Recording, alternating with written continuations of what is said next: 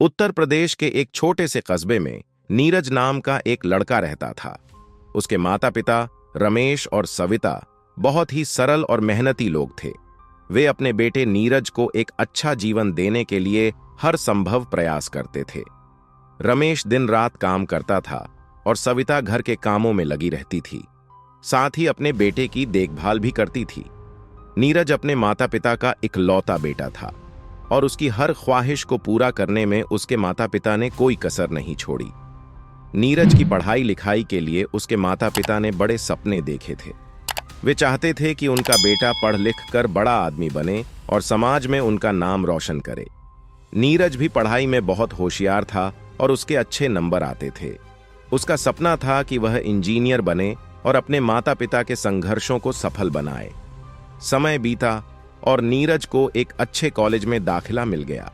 उसकी पढ़ाई के लिए रमेश और सविता ने अपने सारे बचत का उपयोग कर लिया। उन्होंने अपनी जरूरतों को दरकिनार कर नीरज की पढ़ाई पर ध्यान दिया। नीरज भी शहर में जाकर पढ़ाई में डूब गया और अपने लक्ष्य को पाने के लिए कड़ी मेहनत करने लगा। लेकिन शहर की चमक धमक ने धीरे धीरे नीरज को बदलना शुरू कर दिया। नए दोस्त, नए माहौल ने उसे माता पिता से दूर कर दिया। अब वह कम ही फोन करता था और घर आने में भी उसे कोई दिलचस्पी नहीं थी। उसकी सारी दुनिया अब कॉलेज के दोस्तों और उनकी पार्टियों तक सीमित हो गई थी। जब भी उसके माता पिता उससे बात करने की कोशिश करते, वह बहाने बनाकर टाल देता।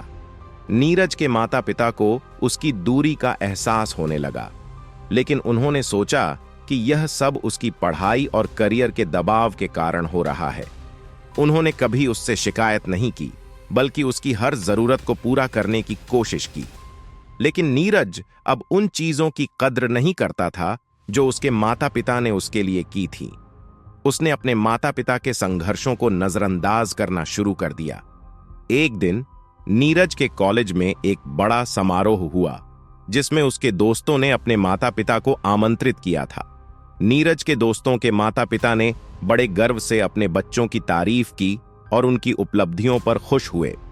लेकिन नीरज ने अपने माता पिता को इस समारोह में बुलाना जरूरी नहीं समझा। वह अपने दोस्तों के सामने अपने माता पिता की सादगी और उनके छोटे से गांव की बात करना नहीं चाहता था। उसे लगा कि उसके माता पिता उसकी नई जिंदगी के साथ मेल नहीं खाते। समारोह के बाद नीरज के दोस्तों के माता पिता ने उससे पूछा, तुम्हारे माता पिता क्यों नहीं आए?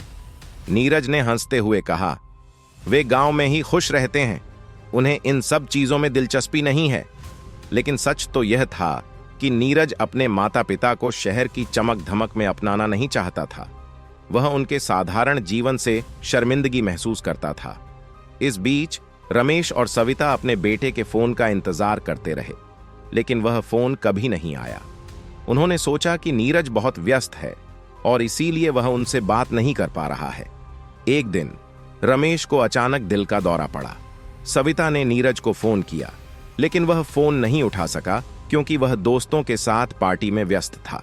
जब नीरज को अगले दिन अपने पिता की हालत का पता चला, तब तक बहुत देर हो चुकी थी। रमेश अस्पताल में अपनी आखिरी सांसें गिन रहे थे। नीरज फौरन गांव पहुंचा, लेकिन उसके पिता उसे देख नहीं सके। सविता अपने बेटे को देखकर रो पड़ी और कहा, तुम्हारे पापा तुम्हारा इंतजार कर रहे थे बेटा।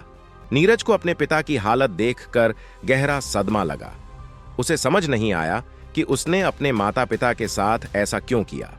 वह अपने पिता की आखिरी इच्छाओं को पूरा नहीं कर सका। रमेश की मौत ने नीरज को हिलाकर रख दिया।